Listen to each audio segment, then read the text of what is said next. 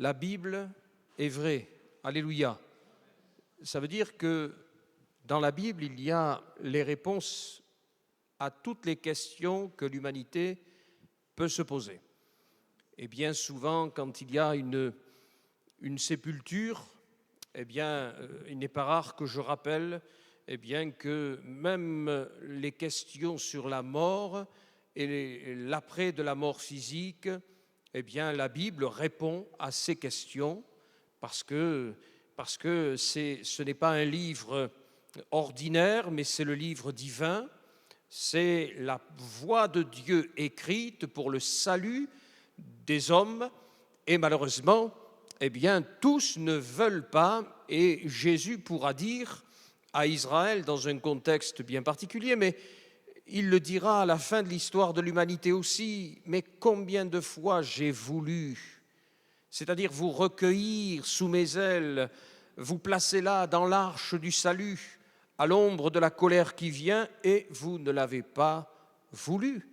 Et je ne sais, mais je me dis, mais quel est l'état du cœur de notre Seigneur quant à toutes ces âmes qui descendent en enfer, conscients, parce qu'ils ne veulent pas du salut? Quel est l'état de cœur de notre Jésus sur de tels sujets? Bien sûr que les hommes choisissent. Dieu nous a créés avec un grand pouvoir, c'est le libre arbitre. Et les hommes choisissent, et nous avons choisi. Nous avons choisi un jour, peut-être après plusieurs tentatives, je dirais, divines, en frappant à la porte de notre cœur, un jour nous avons ouvert notre cœur, nous avons accepté, nous avons choisi. Mais les âmes choisissent aussi de dire non. Et elles choisissent jusqu'au bout de dire non, certaines, et elles finissent leur existence ici-bas, et l'instant d'après, elles sont dans les tourments conscients, et cela pour l'éternité, puisque la Bible dit qu'il n'y a pas de changement de condition possible une fois passée la mort physique. Il y a la suite logique de ce qu'auront été nos âmes ici-bas, c'est-à-dire de ce que nous aurons fait de Jésus. Et si nous avons été avec Jésus pour Sauveur et Seigneur dans cette réalité, dans l'au-delà, nous sommes avec Jésus pour l'éternité. Mais si nous avons refusé de nous placer sous le joug léger de Jésus, alors ce sont les tourments conscients pour l'éternité qui attendent ces âmes. Alors, premier texte, se situe dans la Genèse chapitre 1er, verset 27, où il est dit tout simplement que Dieu créa l'homme à son image, il le créa à l'image de Dieu, il créa l'homme et la femme. Romains 5, verset 18,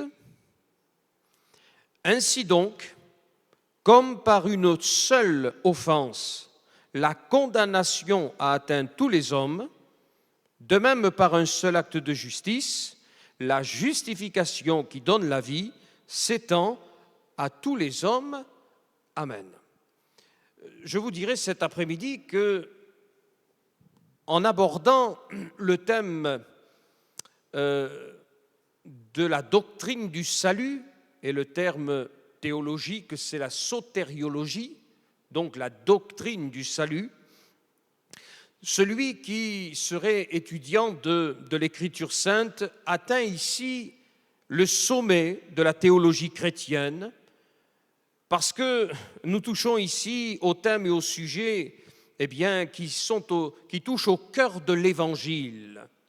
C'est-à-dire que la doctrine du salut, c'est tout le cœur de Dieu.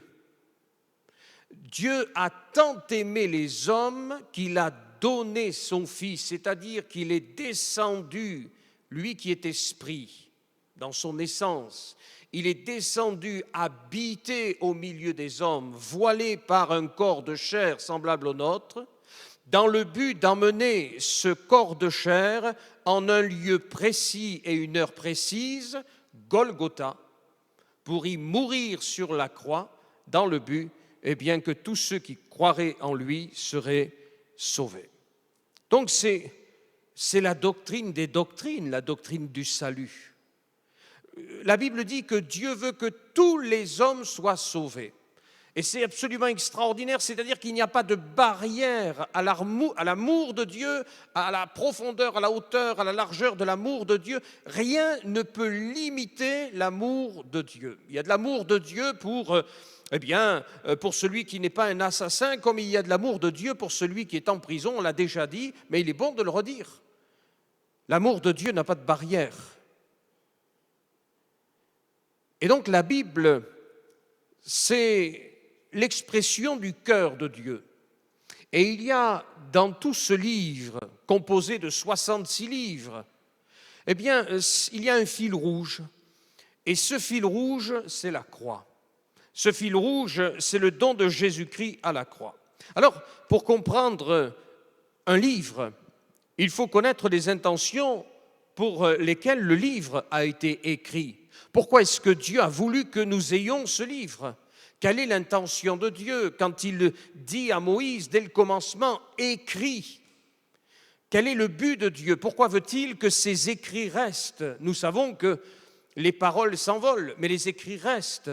Nous savons que s'il avait fallu ne compter que sur le bouche à oreille pour faire venir jusqu'à nous tout ce que nous lisons ici, la vérité se serait perdue. Et c'est la sagesse de Dieu, de dire « écris ».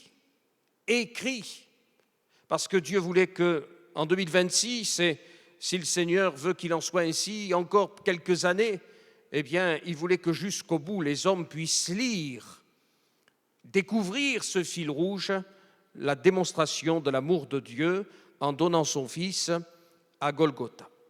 Alors dans ce livre, il y a diversité d'écrits, 66 livres, 45 auteurs en des temps différents, mais tout dans ce livre, et alors que les auteurs, 45 auteurs, ont écrit, on le répète, dans des temps différents les uns des autres, tout dans ce livre converge vers des buts identiques et précis, ce qui révèle le surnaturel du livre, ce qui révèle l'inspiration de l'esprit.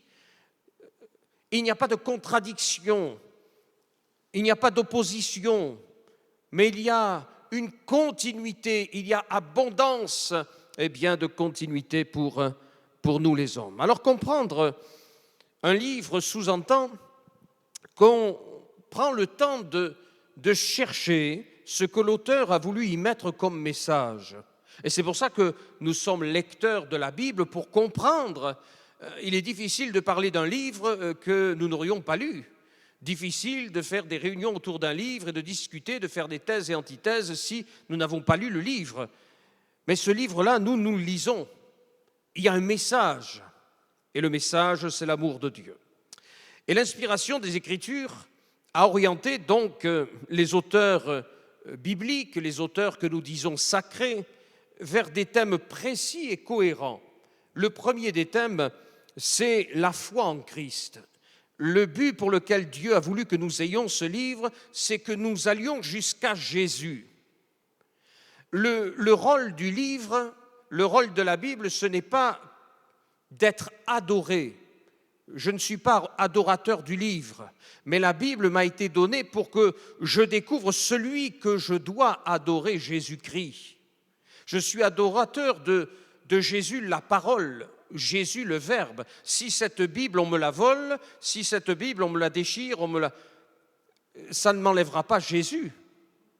Nombre de frères et de sœurs ont été jetés dans des prisons lorsqu'il y avait encore le rideau de fer et en ex-URSS, des chrétiens ont été jetés dans les goulags, etc. Ils étaient séparés du livre, mais pas de Jésus.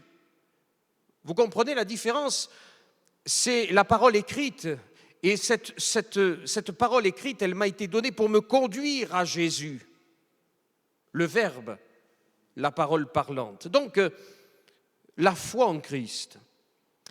Pour comprendre la Bible, il faut chercher Jésus. Et le chercher dans l'ensemble de la révélation. La révélation, elle a été progressive, mais elle est complète. Il y a 66 livres, et ne cherchez pas un 67e, il n'y en a pas. Il n'y a que ce livre-là, cet ensemble, cette bibliothèque inspirée. Donc, pour comprendre la Bible, il faut chercher Jésus. Il est question de lui dans tout le livre. Il le dit lui-même dans l'évangile de Jean, chapitre 5, verset 39. Il le dira lui-même dans l'évangile de Luc, au chapitre 24, quand il parle aux hommes d'Emmaüs. Il leur dit qu'il est dans les promesses. Jésus est dans les promesses. Jésus est dans les prophéties. Jésus est dans les biographies. Jésus est dans les cérémonies. Il est dans tout ce qui est du tabernacle, du temple de Salomon, tous les ustensiles, les couleurs. Il est dans tous les matériaux, il est dans tout, dans le sens où tout nous parle de Jésus. Même les dimensions des ustensiles utilisés, tout nous parle de la personne de Jésus et du ministère de Jésus. Il est dans toute la sacrificature, c'est-à-dire il est dans le rôle du souverain sacrificateur, il est dans la tenue du souverain sacrificateur, il est dans ce rôle avec, du souverain sacrificateur, avec le pectoral sur son cœur. Tout cela a une signification extraordinaire. Donc la Bible est remplie de Jésus, et premièrement, donc elle nous a été donnée pour cela. Deuxièmement, et qui est lié au premièrement, c'est pour nous donner des certitudes spirituelles concernant le salut. La Bible, l'Écriture dit d'elle-même, Romains 10, 17, la foi, elle ne vient pas de ce que quelqu'un dit. La foi, elle ne vient pas de ce qu'un pasteur dit. La foi, elle vient de ce que l'on entend, la parole de Christ, c'est-à-dire la parole de Dieu, la Bible. Et on le dit, on le redit, mais une fois que cette parole est née, une fois que cette foi est née en nous plutôt, eh bien, c'est là toujours cette même parole qui alimente cette foi. Donc, la Bible, elle nous est donnée pour nous donner aussi des certitudes spirituelles concernant le salut. Nous savons et nous disons avec Paul, je sais en qui je crois ou en qui j'ai cru, mais on peut le mettre aussi au présent, il n'y a pas de problème là-dessus. Troisièmement, pour former le croyant, pour en faire un homme de Dieu équipé pour le service. Parce que la Bible nous apprend comment on s'approche de Dieu. Quand Dieu va donner à Moïse les lois mosaïques, que nous disons mosaïques, les lois du Sinaï, pour la sacrificature, le peuple va apprendre par les paroles de Dieu comment servir Dieu. Et donc, en lisant la Bible, j'apprends comment m'approcher de Dieu. J'apprends comment servir Dieu. Et l'apôtre Paul pourra dire, mais afin de savoir comment se conduire dans la maison de Dieu. La parole de Dieu nous instruit. Et puis, quatrièmement, pour nous donner des exemples, alors certains étant à suivre et d'autres non. Dans l'Écriture, il y a des exemples que l'on ne veut pas suivre. L'exemple de Saül, on ne veut pas le suivre. Saül a très bien commencé, mais il a mal fini. Salomon aussi. N'oublions pas quand même que dans le Deutéronome, concernant la mise en place de la royauté, Dieu avait averti que ce ne soit pas, que ce roi n'ait pas un grand nombre de chevaux et que les chevaux ne viennent pas de l'Égypte, qu'il ne soit pas un homme à nombreuses femmes. Et Salomon a tout fait, il a tout pris. Donc il y a des exemples dans l'Écriture que l'on ne veut pas suivre, mais ils nous enseignent quand même quelque chose. Ce sont des exemples négatifs, mais ils nous enseignent quelque chose. Moi, par exemple, je dirais, je vais ouvrir une petite parenthèse et je vais vite la refermer, mais quand j'étais pasteur en formation, pasteur stagiaire, avec certains, j'ai appris ce qu'il ne fallait pas faire, et avec d'autres, j'ai appris ce qu'il fallait faire. Donc on apprend, mais on apprend dans le négatif et dans le positif, et ce qui nous aide, à un équilibre avec la grâce de Dieu. Donc, l'Écriture nous a été donnée, pour ces différents points. Pourquoi est-ce que nous avons besoin du salut? De quoi avons-nous besoin d'être sauvés? Pourquoi est-ce que Dieu a répondu à la prière d'Ésaïe et a-t-il déchiré les cieux et est-il descendu, posant son pied dans la terre d'Israël? C'est le docteur Martin Lloyd-Jones qui, dans son livre sur la lettre aux Éphésiens, dira ceci: nous ne pourrons véritablement mesurer la grandeur de ce salut que si nous prenons conscience d'une manière ou d'une autre de ce que nous étions avant que cette immense puissance nous transforme, et que si nous comprenons ce que nous serions encore sans l'intervention de Dieu dans nos vies pour nous délivrer. En d'autres termes, il est essentiel de saisir la profondeur du péché, de comprendre ce qu'il représente réellement et les ravages qu'il a causés à l'humanité tout entière. Pourquoi avons-nous besoin du salut? Parce que nous sommes pécheurs. C'est aussi simple que ça. Mais c'est tellement simple que le monde ne l'accepte pas. Il ne veut pas l'entendre. Ils ne veulent pas s'entendre dire, eh bien, qu'ils sont pécheurs, alors qu'eux estiment qu'ils sont de bonnes personnes. D'ailleurs, ils ne sont jamais aussi bons que lorsqu'ils rencontrent la mort. Il suffit que l'un de ces grands de ce monde meure pour que on entende dire c'était le merveilleux, etc. C'était formidable. Bon. Mais la Bible nous dit que nous sommes tous pécheurs. Alors, avec la doctrine du salut, il y a la doctrine de l'homme. Et la doctrine de l'homme, c'est l'anthropologie. Et l'anthropologie biblique, c'est la révélation de Dieu sur l'homme. C'est l'enseignement biblique sur l'homme. C'est ce que Dieu dit sur l'homme. Et ce qui est important, ce n'est pas ce que les hommes disent sur les hommes. Ce qui est important, parce que c'est la vérité, c'est ce que Dieu dit sur les hommes. Ce qui est important, ce n'est pas ce que les hommes disent de moi. Ce qui est important, c'est ce que Dieu dit. Et si Dieu dit que je suis perdu, il faut que je l'entende. Parce que si je ne l'entends pas, alors il y a, et nous l'avons dit en introduction, la perdition éternelle. Alors que Dieu nous donne cet après-midi d'entendre ce que l'Esprit nous dit au travers de sa parole. L'anthropologie biblique nous dit ceci: tout homme est par nature entièrement corrompu, coupable devant Dieu et sous la peine du péché. Il n'y a pas un homme qui soit juste.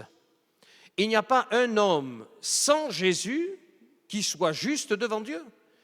Mais les justes de Dieu, ce sont ceux qui sont marqués du sang de Jésus. Et nous sommes marqués du sang de Jésus qu'en venant à Jésus. Quand j'étais sur Nice, dans le quartier de l'Ariane, dans l'église de l'Ariane, il y avait une épouse qui venait avec son mari depuis des années. Avant même que j'arrive moi, il venait depuis des années dans l'église. Et inconverti, il était inconverti, mais il se considérait, quand il parlait de l'église de l'Ariane, c'est mon église, mais inconverti.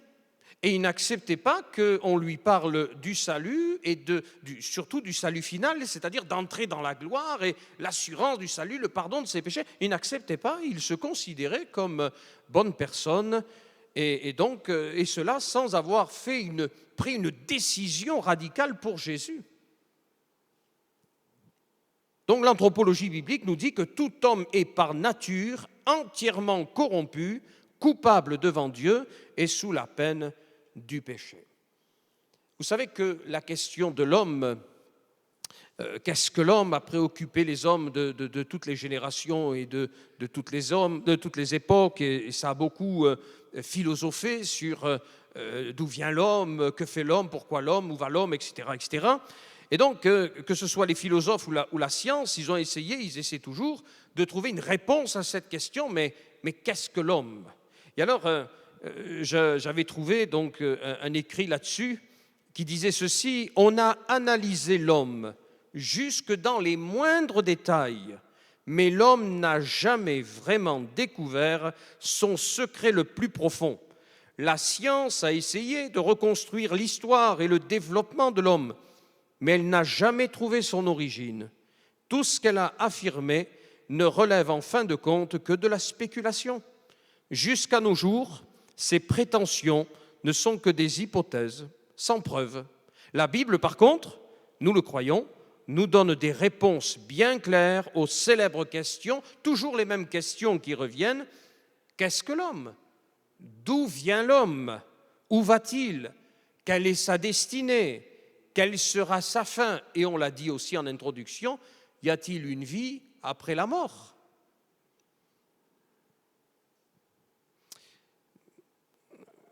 En fait, il n'y a que vie.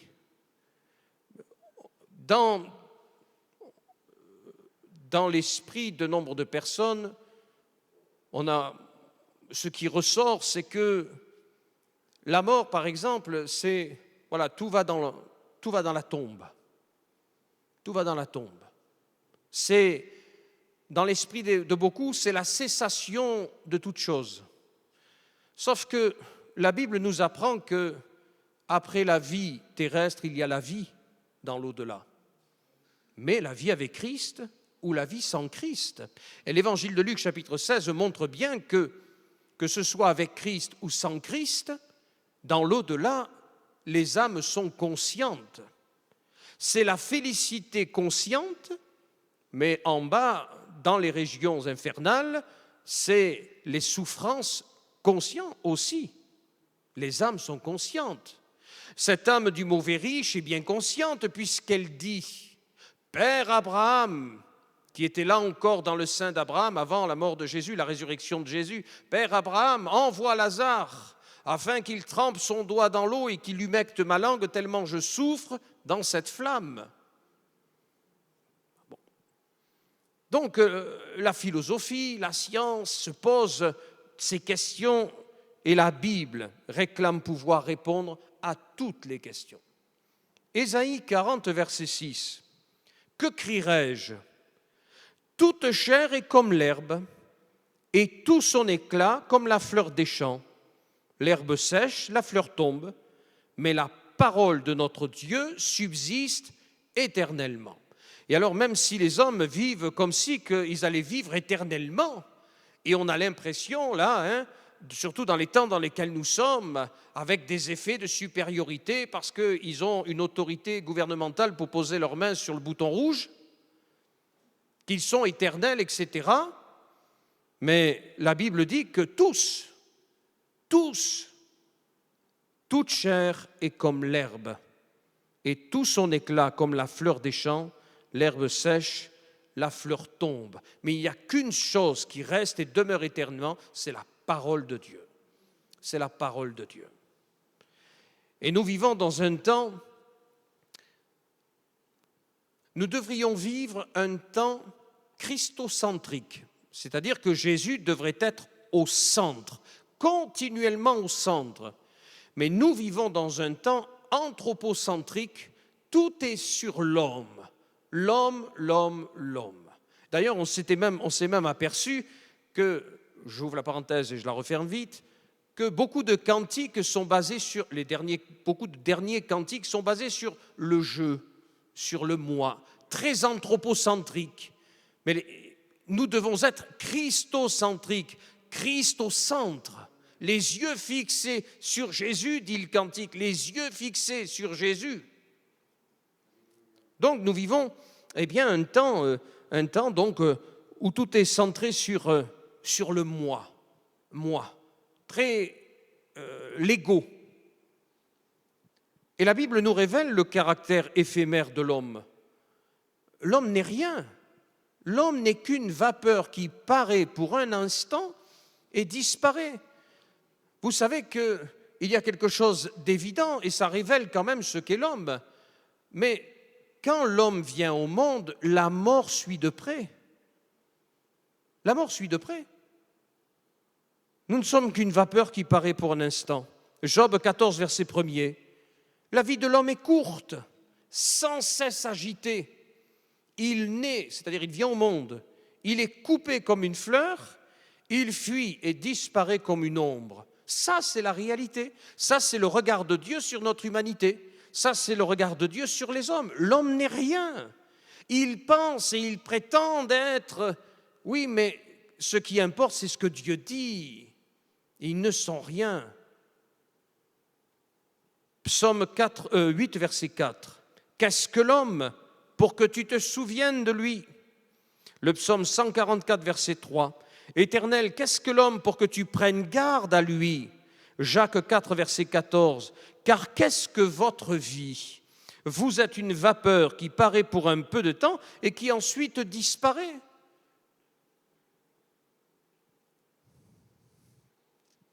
Alors, dans leur mégalomanie, certains ont voulu vivre et conquérir comme si qu'ils allaient rester. Mais quand on prend ne serait-ce que les conquêtes d'Alexandre le Grand, à 30 ans tout juste, il a été fauché par une maladie des plus, peu pathétiques, des plus pathétiques, foudroyant dans ses victoires, mais foudroyé par pas grand-chose. Alors toutefois, au début de la création, nous avons lu, quand Dieu créa l'homme, il l'a créé pour la vie. Donc il n'en était pas ainsi, c'est-à-dire selon ce que l'on vit aujourd'hui. Il faut bien comprendre que les choses ont dégénéré, non pas parce que Dieu est loin et qu'il ne s'est pas soucié de sa créature, mais ce que les hommes, pour être plus juste, l'homme a glissé volontairement de la main de Dieu pour prendre une certaine autonomie. Le diable avait menti. Mais oui, mais vous serez comme des dieux, la connaissance de la vérité, etc. Comme des dieux, oui. C'est-à-dire, vous allez vous émanciper de l'autorité divine, ce sera formidable. Oui, mais tout ça, il n'était que mensonge. Et voilà où nous en sommes. Et ce ne sont que les conséquences des conséquences des conséquences. Et la terre elle-même est épuisée. Et oui, mais les ressources naturelles, nous parlons de ressources naturelles, mais la terre elle-même est épuisée. L'écrin que Dieu avait préparé pour l'homme ne peut même plus subvenir bientôt aux besoins de l'humanité. Alors, à l'origine, l'homme était destiné à vivre pour toujours. Il n'était pas question de mort. Avant que le péché ne s'installe, mais il n'était pas question de mort. Il n'y avait que la vie, il n'y avait que bonheur, il n'y avait que partage entre le ciel et la terre. Tout ne faisait qu'un, parfaite harmonie, tout respirait l'atmosphère divine. L'homme complètement tourné vers Dieu, du matin au soir, du soir au matin. La paix, la joie, félicité déjà éternelle. Mais l'Écriture nous dit qu'un drame s'est joué et il n'est devenu passager et mortel que par son péché. Ce n'est que par son péché. Alors, Dieu n'est pas d'accord, et je vais le redire, je vous l'ai déjà dit ici, je vais le redire, mais Dieu n'est pas d'accord avec nous quand nous disons, oui, mais c'est la faute du diable. Le diable est venu tenter, mais l'homme avait une autorité, et l'autorité, c'était la parole de Dieu. Oui, mais Dieu a dit, et malheureusement, il ne l'a pas dit. Adam n'a pas défendu, ne s'est pas opposé avec l'autorité de la parole de Dieu. Et d'ailleurs, il n'a même pas repris celle qu'il aurait dû reprendre, la chair de sa chair, en lui disant « Mais la parole de Dieu dit que Dieu a dit ». Donc il n'est devenu passager et mortel que par son péché et par sa chute. Sauf que les conséquences vont les dépasser. Les conséquences vont s'étendre, nous dit l'Écriture, à toute l'humanité. Donc depuis la chute, l'homme, celui que l'Écriture appelle l'homme naturel, d'autres traductions parlent de l'homme animal, ne connaît plus sa vraie position devant Dieu. En fait, il est déchu. C'est un esprit déchu. L'homme est un esprit déchu. Et c'est important de le comprendre ainsi, puisque la Bible nous fait comprendre que la mort dont ils avaient été menacés par l'Éternel s'il y avait désobéissance, elle s'est installée dans l'esprit de l'homme, l'homme est tripartite, l'esprit, l'âme et le corps. Par l'esprit de Dieu, par l'esprit de l'homme, il est en contact avec la personne de Dieu. La lumière, elle s'est éteinte au niveau de l'esprit de l'homme. C'est un esprit déchu. Un esprit déchu parce que la mort a commencé par son esprit. La communion a été rompue. Et donc, l'âme va se tourner vers le corps et l'homme va vivre pour la terre et pour les désirs de sa chair. Et c'est pourquoi il doit y avoir une régénération. C'est pour ça qu'il est question en Jésus et dans l'évangile de Jean, chapitre 3, il est question de la nouvelle naissance. La nouvelle naissance, c'est la régénération de l'esprit. Et quand il est dit régénération de l'esprit, c'est-à-dire que, comme il est dit dans le livre des Proverbes, l'esprit de l'homme, c'est la lampe de l'Éternel. Donc Dieu rallume la lampe au moment où il y a nouvelle naissance, conversion et nouvelle naissance. Par le Saint-Esprit, il rallume la lampe. La communion est rétablie. Et celui qui était un esprit déchu devient un esprit éclairé, un nouvel esprit, donc en communion avec l'Éternel. Mais depuis la chute donc dans le jardin d'Éden et les conséquences qui vont s'étendre au reste de l'humanité, l'homme est privé de la crainte de Dieu. Et non seulement il est privé de la crainte de Dieu, mais il ne veut pas reconnaître la seigneurie de Dieu. Il ne veut pas reconnaître la grandeur de Dieu, la gloire de Dieu, le règne de Dieu. Et il est dit dans le psaume 14, verset 1er, « L'insensé dit en son cœur, il n'y a point de Dieu. » Voilà. Donc c'est un insensé. Celui qui dit que Dieu n'existe pas, la Bible dit c'est un insensé. Parce que tout témoigne de l'existence de Dieu. Dans le psaume 53, verset 2, « L'insensé dit en son cœur, il n'y a point de Dieu. Ils se sont corrompus. Ils ont commis des iniquités abominables. Il n'en est aucun qui fasse le bien. » Il n'y en est aucun qui fasse le bien. Ça veut dire qu'il n'y a pas un homme sans Jésus qui soit agréable à Dieu. Pas un. Aucun qui ne fasse le bien. La Bible dit dans Jérémie, par la bouche du prophète Jérémie, que le cœur de l'homme est tortueux. Il n'est pas dit le cœur de quelques hommes, mais le cœur de tous les hommes est tortueux par-dessus tout. Tortueux.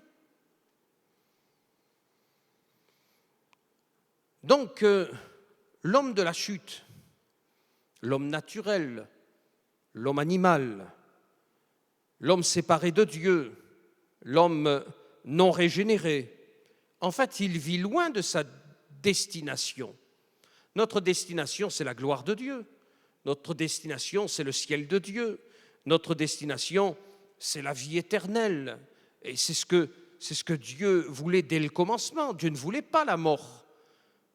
Mais l'homme l'a voulu en choisissant l'indépendance, en choisissant le fait de se libérer de l'autorité de la parole de Dieu. Il l'a voulu. Et la Bible dit que, et c'est la Bible qui le dit aussi, qu'on récolte ce que l'on sème. Et on a récolté la mort pour la désobéissance. Et alors, au fur et à mesure des temps, les choses se sont désagrégées et nous en sommes là, où tout ce qui est mal, on l'appelle bien, et tout ce qui est bien, on n'en veut plus. C'est la déchristianisation, c'est la divinisation de l'homme et de la pensée, etc. Mais Dieu, on n'en veut plus. L'Église, on n'en veut plus. La Bible, on n'en veut plus. Voilà l'état de l'homme. Alors que faire? La Bible dit, mais quand les fondements sont renversés, que fait l'homme? Que fait le juste? Le juste, il a un recours, lui, c'est son intimité avec Dieu, c'est la révélation de Dieu, la révélation de Christ, la révélation de la parole de Dieu. Mais l'homme naturel, lui, l'homme animal, l'homme sans Dieu, la Bible dit que l'homme animal, naturel, psychique, ne reçoit pas les choses de l'Esprit de Dieu, car elles sont folie pour lui. Et il ne peut les connaître, parce que c'est spirituellement qu'on en juge, ou alors, autre traduction, c'est spirituellement qu'elles sont discernées. Discernées. Donc non seulement l'homme sans Christ ne reçoit pas les choses de Dieu, mais en plus il les considère comme étant de la folie.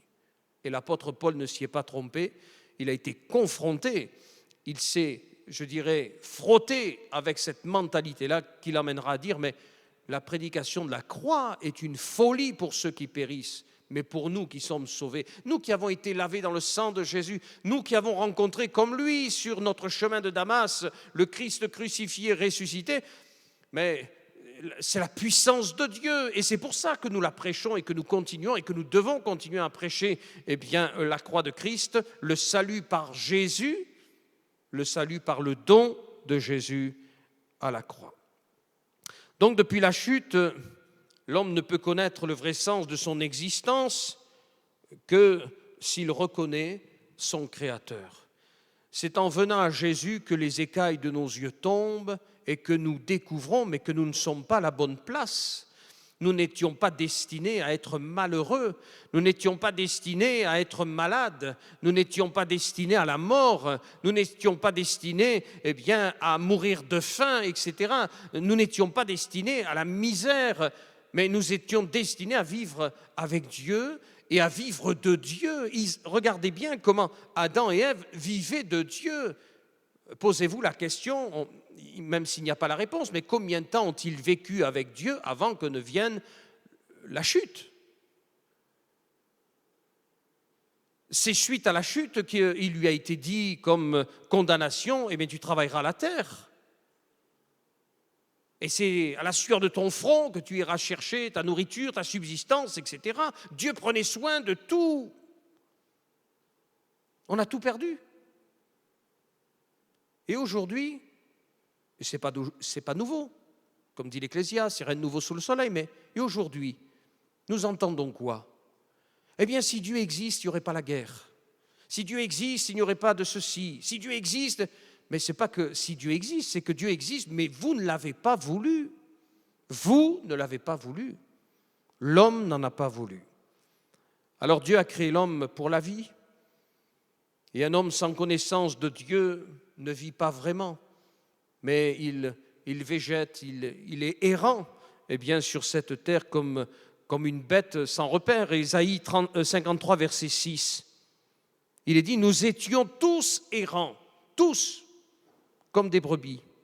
Chacun suivait sa propre voie. » L'homme animal, l'homme naturel, donc l'homme sans Dieu. Alors il y a une illustration qui avait été donnée un jour qui dit ceci: tout appareil est produit pour un but bien précis. Lorsqu'on vend un appareil, on y ajoute un mode d'emploi. Si quelqu'un utilise l'appareil sans tenir compte du mode d'emploi, il risque de l'abîmer. Il en est de même avec l'homme. Dieu l'a créé avec un but précis, pour la vie et la communion éternelle avec son Dieu.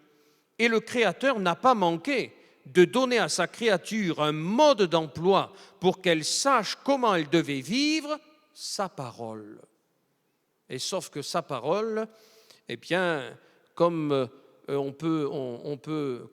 on va monter un meuble Ikea sans considération du mode d'emploi, on casse tout. On casse tout. Et l'humanité est par terre. Les hommes sont par terre. Se vantant d'être sages, ils sont devenus fous. C'est quand même de la folie quand on entend certains discours. Mais la raison, elle est là. La sagesse, elle est là. Elle est dans les paroles de Dieu. Quand les disciples vont dire « Mais vers qui d'autre irions-nous qu'à toi? Tu as les paroles de la vie éternelle. » Oui, mais Seigneur, mais que les yeux s'ouvrent dans le quartier, que les yeux s'ouvrent, Jésus. Dans la ville de Marseille, que les yeux s'ouvrent. Dans le pays de France, que les yeux s'ouvrent, etc. Oui, Seigneur. Que lisons-nous dans le chapitre 6 de la Genèse? Nous lisons tout simplement le constat de l'échec, c'est que l'homme a totalement failli quant à sa mission de régner sur la création en tant que représentant de Dieu sur terre. Le joyau de la création, c'est l'homme. Et Dieu, je ne vais pas rentrer dans ce point-là, mais quand même, quand Dieu crée l'homme, il y a quand même une atmosphère particulière dans ce chapitre. Il y a une attention particulière. Il y a un toucher particulier. C'est le potier, l'argile. C'est absolument extraordinaire. Quand Dieu sort la femme d'Adam, mais c'est absolument extraordinaire, le toucher de Dieu, l'amour de Dieu dans cette création-là. L'homme a failli. L'homme s'est corrompu. Il a perdu de vue sa mission. C'est un échec. Mais non pas un échec de la part de Dieu, mais un échec de notre part. Nous avions tout. Et la chute, elle a été volontaire. Le couple Adam et Ève, Ève et Adam, étaient parfaitement en possession de leur intelligence quand le diable dissimulé s'approche et déforme la parole de Dieu. Donc ils étaient en possession de leur intelligence et leur responsabilité dans la chute, elle est entière. Oui, le diable est venu tenter, ils ont, comme disait quelqu'un autrefois, si on ne peut pas empêcher les oiseaux de voler au-dessus de notre tête, on peut les empêcher de faire leur nid sur notre tête. Et si on ne peut pas empêcher le diable de rôder autour de nous, on peut l'empêcher de rentrer. Sauf que là, quand on écoute, là aussi, quand on prend le temps de lire et d'écouter le partage entre le diable dissimulé et Ève, c'est subtil, hein? C'est séduisant. Et ils sont responsables. Et donc, ils se prêtèrent d'une manière consciente et réfléchie à la désobéissance avec tout ce qui allait découler et dont ils n'étaient pas du tout conscients à cause justement de cette parole séductrice. Donc, tous les deux connaissaient l'ordre de Dieu. Ils la connaissaient. Ils connaissaient l'interdiction. Il n'y avait qu'une interdiction. Sur tout le reste, vous pouvez manger de tous les arbres, le fruit de tous les arbres, sauf d'un. Sauf d'un. C'est toujours pareil, hein? À un enfant, vous mettez juste une fraise tagada sur la table, une seule. Et vous mettez des courgettes et tout ça, mais ça, tu ne le manges pas. Vous pouvez partir dans la maison, vous reviendrez, la fraise tagada, elle n'y sera plus. Hein. Mais c'est ça. Alors certains en sont venus à dire, mais pourquoi Dieu a fait ça? Ah, finalement, il n'est pas gentil, Dieu, parce que pourquoi il a fait ça? Parce que Dieu nous a créés avec un libre arbitre. Je l'ai dit tout à l'heure, avec ce grand pouvoir de choisir. Deutéronome, j'ai mis devant toi la mort et la vie. Choisis, mais choisis la vie. Choisis bien. Choisis bien. Choisis bien, choisis la vie éternelle en Jésus-Christ. Alors la bonne nouvelle, c'est que Dieu avait tout créé, tout était parfait. Quand l'écrin, toute la création est là, elle est merveilleuse, tout est agréable à Dieu. Il prend le temps, il façonne son joyau et il le pose là dans l'écrin. Tout est là, tout le glorifie. Une grande joie est là pour lui. Et puis l'homme va tomber, donc le drame s'installe avec toutes les conséquences qu'il y a. Dieu est obligé de chasser l'homme à cause de sa sainteté et du péché de l'homme. Il les chasse de sa présence. Donc il a été privé de ce contact. Là aussi, quand on lit le texte, on comprend que tous les jours, il y avait cette relation entre Dieu. Dieu appelait l'homme, l'homme répondait. C'était merveilleux, c'était sublime. Donc tout a été gâché. Et la bonne nouvelle, c'est qu'alors que Dieu a été floué, alors que Dieu s'est retrouvé privé de ce qu'il avait créé, l'homme, c'est lui-même qui prend la décision de restaurer ce que Satan a insufflé et que l'homme a accepté. Et comment va-t-il le faire? Eh bien, il va prendre son temps. Même si c'est préparé de toute éternité, eh bien, il y a tout le récit de l'Ancien Testament qui prépare pour un événement. Et quel événement? C'est la venue de Jésus au milieu d'Israël. Le salut vient des Juifs, Donc Jésus de Nazareth est ce juif, cet homme-là, qui à la croix se chargera du péché de tous les hommes. Et là, à Golgotha, il va restaurer ce qui a été souillé, brisé par le péché d'Adam. Et c'est pourquoi la Bible l'appelle le second Adam. C'était juste le point final. Il n'y a plus de fil, mais c'était le point final. Dieu donc a tout restauré en Jésus. Alléluia. Alors ne nous privons pas de l'amour de Dieu. Ne nous privons pas de Jésus. Amen. Seigneur, merci pour ta fidélité, Seigneur, parce que de toute éternité, tu avais tout préparé. De toute éternité, Seigneur, tu avais tout pensé. Oui, tu savais ce que ferait l'homme. Tu savais qu'il glisserait de ta main. Tu savais, Seigneur, qu'il accepterait cette voie persuasive et qu'il éloignerait de toi. Tu savais cela et tu n'as pas été pris au dépourvu. Mais Seigneur, ce qui dépasse l'entendement, c'est que dans ta grâce, ton amour éternel, tu as accepté, eh bien, de venir, toi, restaurer ce qui a été brisé par le péché. Seigneur, tu as donné ce que tu avais de plus pur, de plus saint, de plus juste. Tu as donné ton Fils Jésus. Seigneur, tu as donné toute la démonstration de ton amour en offrant Jésus. Seigneur, qu'il est bon, oh, qu'il est bon d'avoir rencontré Jésus. Amen. Seigneur, et d'avoir nos péchés, l'assurance que nos péchés sont effacés, que nos iniquités, Seigneur, tu t'en es chargé à la croix. Seigneur, que de nos maladies, tu t'en es chargé aussi, que dans tes meurtrissures, nous sommes guéris. Seigneur, que tu es ressuscité, tu n'es pas resté dans la mort parce que tu es le prince de la vie, et tu ne pouvais pas rester dans la mort.